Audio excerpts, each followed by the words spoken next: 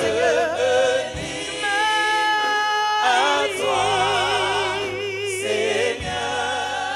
Sans rien retenir, sans rien retenir, sans rien retenir, sans rien retenir, sans rien retenir, sans rien retenir, sans rien retenir, sans rien retenir, sans rien retenir, Seigneur, sans rien retenir, sans rien retenir, Seigneur, sans rien retenir. Sans rien retenir, sans rien retenir, sans rien retenir, je me lis à toi, Seigneur. Je me lis à toi, Seigneur. Sans rien retenir, sans rien retenir, sans rien retenir, sans rien retenir, Seigneur, sans rien retenir, sans rien retenir, sans rien retenir. Le thème, c'est l'amour familial. On va prendre notre Bible. Colossiens chapitre 3, verset 18 à 25. Je lis la parole du Seigneur dans le livre de Colossiens, chapitre 3, à partir du verset 18. Femmes, Yes. soyez soumises à vos maris comme il convient dans le Seigneur. Maris, aimez vos femmes et ne vous aigrissez pas contre elles. Enfants, obéissez en toutes choses à vos parents, Obéissez en toutes choses à vos parents, enfants. car cela est agréable dans le Seigneur. Pères, n'irritez pas vos enfants, de peur qu'ils ne se découragent.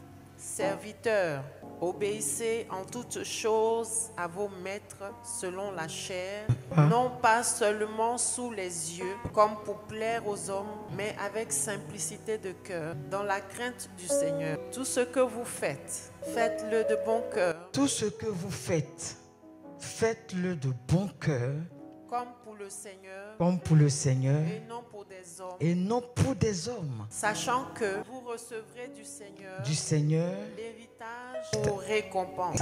Servez Christ le Seigneur, car celui qui agit injustement recevra selon son injustice, et il n'y a point d'acception de des personne. personnes. Amen. On va toucher dans l'amour familial un sujet qui est très important parce que c'est à partir de ce sujet-là que toute chose dans la famille peut marcher. Je bénis Dieu pour Colossiens parce qu'il a touché un peu du tout. Il a touché la femme et le mari. Il a aussi touché les enfants et les parents. Il a aussi touché les serviteurs et leurs maîtres. Pour réussir ça, pour que tu puisses bénéficier de l'héritage, c'est d'abord femme. C'est un sujet auquel on doit vraiment toucher. Tu vas prendre 1 Pierre, verset 1. 1 Pierre 3, verset 1. Femmes, Femmes, soyez de même soumises soyez de à même vos maris. Femmes, soyez de même soumises à vos maris. à vos maris, Je afin vais aller que, là-bas. si quelques-uns n'obéissent point à la parole, ils soient gagnés sans parole Yes. par la conduite de leurs femmes, en voyant votre manière de vivre Amen. chaste et réservée. Tu vas maintenant au 7. Marie, montrez à votre tour de la sagesse dans vos rapports avec vos femmes, comme avec un sexe plus faible. Honorez-les, comme devant aussi hériter avec vous de la grâce de la vie. Qu'il en soit ainsi, afin que rien ne vienne faire obstacle à vos prières. Bien-aimés, voici deux personnages de la Bible qui parlent de la même chose, mais de façon différente. C'est pour cela que vous voyez, chaque serviteur de Dieu peut traiter un thème, mais pas de la même façon. Voici Colossiens qui nous parle aujourd'hui de la femme. Et dans la Bible, quand vous voyez femme, vous voyez l'église. Il dit femme, sois soumise à ton mari. C'est d'abord nous, il touche. Pourquoi? Parce que c'est la femme qui tient la maison. C'est la femme qui gère la maison. Il dit sois soumis. Pourquoi? Parce que vous ne voulez pas que dans ta gestion de la maison, tu t'oublies et que tu penses que c'est toi qui portes le pantalon. C'est d'abord la femme. Pourquoi? Parce que quand une femme veut tenir son foyer, elle le tient. Si une femme veut détruire son foyer, elle peut détruire. Ça veut dire que quoi? En nous, il y a cette puissance-là. On a cette puissance-là d'arranger, de gâter. C'est pour cela que Paul prend la parole et puis dit, femme, soyez soumises. Vous savez pourquoi? Parce que ça s'est passé dans le jardin d'Éden. Quand le serpent est venu séduire la femme pour bousiller l'héritage, c'est à cette femme-là, quand Dieu est venu, il a dit, je te donne le pouvoir, l'autorité d'écraser la tête du serpent. Amen. Donc depuis dans le jardin d'Éden, Église, femme, tu avais déjà cette autorité-là. Et donc vous connaissez, nous les femmes, quand on a un pouvoir, c'est fini. Quand on a le pouvoir, c'est fini. C'est pour cela que, regardez, Paul parle de ça, mais Pierre aussi parle de ça. Il insiste. Tu vas dans Éphésiens, Paul dit la même chose. Mamie prend Éphésiens chapitre 5, verset 22 à 23. Yes. Femmes, soyez soumises à vos maris comme au Seigneur, car le mari est le chef de la femme, comme Christ est le chef de l'Église. Il dit car le mari est quoi? Le chef de la femme. Le chef de la famille. Continue. Comme Christ est le chef de l'Église. Comme Christ est le chef de l'Église. L'Église qui est son corps et dont il est le sauveur. On s'arrête là. Il le répète encore dans Éphésiens. Il en parle dans Colossiens pour dire que la femme, elle a un rôle très important. Alors, Dieu inspire ses serviteurs pour leur dire, hey, j'ai donné le pouvoir à la femme, oui, mais elle doit aller doucement. Parce que si elle va doucement, elle va plus gagner son mari. Alors il dit, tu dois te soumettre à ton mari. Ça ne veut pas dire que tu es une esclave. Parce qu'il ne faut pas qu'on confonde les choses. Se soumettre ne veut pas dire que tu es esclave. Te soumettre veut dire respecte-le. Respecte ton mari. Sur toutes ses formes, respecte-le.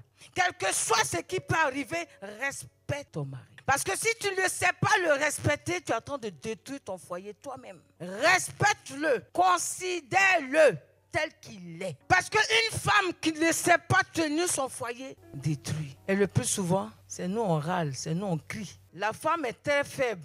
Donc, elle crie pour se faire entendre. Sinon, ce n'est pas parce qu'elle veut crier pour te dominer. Non, elle crie pour se faire entendre.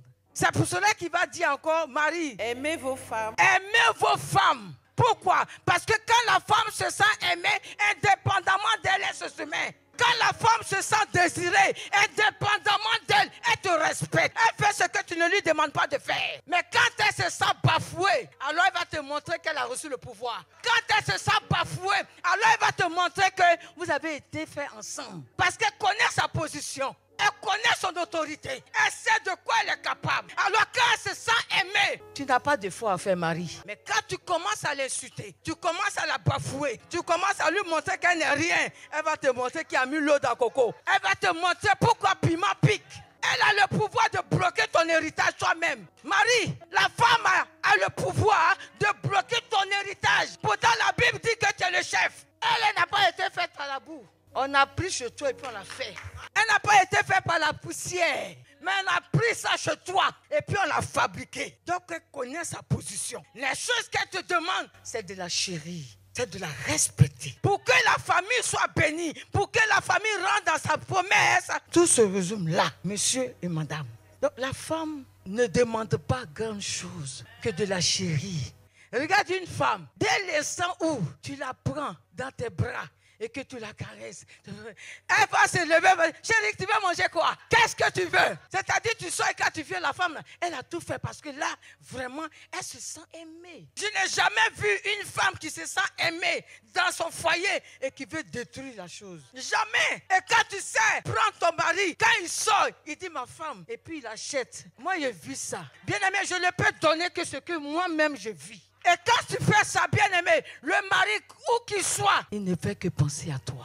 Mais si ton mari parle 1, tu as parlé 10. C'est-à-dire qu'il ne finit pas de terminer ce qu'il doit dire. Toi, tu as déjà répondu déjà. Bien-aimé, tu vas où avec cette famille? Et il y a des femmes qui pensent que se soumettre, c'est trop leur demander. Bien-aimé, c'est pour toi-même. C'est pour permettre à ce que ton mari ne dort pas sans toi. Ce n'est pas de l'esclavage. Et l'amour naît à partir de là. Mais imagine-toi, homme, femme, chaque jour, tu en parles avec ton mari. Marie, chaque jour, tu es en parole avec ta femme. Où sera la place du Saint-Esprit? Or, l'Esprit doit régner au milieu. Et l'Esprit de Dieu ne peut pas régner là où l'amour n'est pas manifesté. Dans le couple, dans la famille, l'Esprit de Dieu ne peut pas être là. Dieu règne là où il y a l'amour, là où il y a l'unité. Mais dès l'instant où Dieu sent qu'il n'y a pas d'union, l'Esprit se met à l'écart. Et nous savons tous que quand l'Esprit se met à l'écart, c'est l'autre esprit là qui vient et qui gère le foyer jusqu'à ce qu'il détruise. Parce que lui, son but, c'est de détruire ce que Dieu a uni. Mais quand les deux partenaires ne connaissent pas leur position, c'est ça qui permet ça.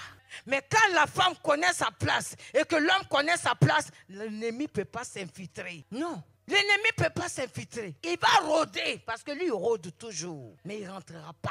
Et c'est la même chose pour l'église. Bien aimé, si nous sommes unis là et que nous nous aimons, l'ennemi ne pourra pas s'infiltrer au milieu de nous. L'ennemi ne pourra rien détruire. Pourquoi? Parce que nous sommes unis. Pourquoi? Parce que nous nous attendons. Où est sa place? Il n'aura pas de place. Et comme lui, il le sait, et il sait que le pouvoir a été donné à la femme pour le détruire, lui, c'est à cause de ça qu'il attaque la femme. Parce qu'il sait que s'il a eu la femme, il a tout gagné. Or, c'est à toi que Dieu a donné l'héritage. L'homme est le chef, mais c'est la femme qui gère. Mais je veux dire que femme, la chose est dans ta main. Mais ça ne veut pas dire qu'il faut écraser le mari. Parce que c'est là que se trouve le problème. Ça ne veut pas dire ça. Au contraire, tu dois réussir à le captiver vers toi. Et quand tu le fais dans le respect, l'Esprit de Dieu lui-même vient lui-même t'aider dans ta tâche. La Bible dit que ce n'est ni par la force, ni par l'intelligence, c'est par l'Esprit de Dieu. On arrive à gérer toutes choses par l'Esprit de Dieu. C'est pour cela que quand l'Esprit de Dieu n'est pas quelque part, c'est bien, ça se sent, on voit. L'amour est quelque chose que chaque jour, chacun doit prier pour ça. Chaque jour que Dieu fait, tu dois prier pour ça. Seigneur, je veux l'amour pour mon prochain. Je veux l'amour pour mon foyer. La Bible dit que la femme sage, c'est elle qui bâtit. Et puis l'insensé la détruit par ses propres mains. Comment tu peux construire puis détruire toi-même? C'est qu'il y a quelque chose que tu n'as pas compris. Donc tu dois chercher à comprendre ça. C'est vrai qu'il existe le diable. Mais le diable, moi je dis toujours que le diable, il vient attaquer quand il a vu une faille en toi. Quand il voit une faille en toi, alors il vient et puis il utilise ça. C'est-à-dire c'est qui en toi là, c'est ça, il prend et puis il vient contre toi. Parce que le diable, lui, il sait qui doit écraser sa tête. Il sait. Mais toi, tu ne sais pas. Il faut le savoir aujourd'hui. C'est pour ça que j'ai commencé comme ça. Il dit, quand la femme veut réussir son foyer, monte au ciel, descend, elle va réussir ça. Il va y avoir des choses, le vent, la tempête, elle va réussir ça. Parce que si elle dit, je vais mettre de l'eau dans mon vin, Dieu est d'accord. Si elle dit, je veux, Seigneur, je vais gérer mon foyer, ça là, Dieu est d'accord. Et si Dieu est d'accord, il n'y a pas de raison que tu échoues. Pour gagner le cœur de ton mari, tu as un comportement à avoir. Maintenant, Marie, sachez que nous sommes faibles. On a été tirés par vous. Dieu a pris la partie sensible de l'homme pour faire la femme que tu es, que je suis. Parce que c'est sa partie sensible là que l'Esprit a pris pour nous faire. Donc c'est nous qui sommes sensibles à leur place. C'est pour ça qu'on nous cajole. On ne nous bafoue pas. Un homme qui bafoue sa femme va à la perdition. Je vous dis la vérité.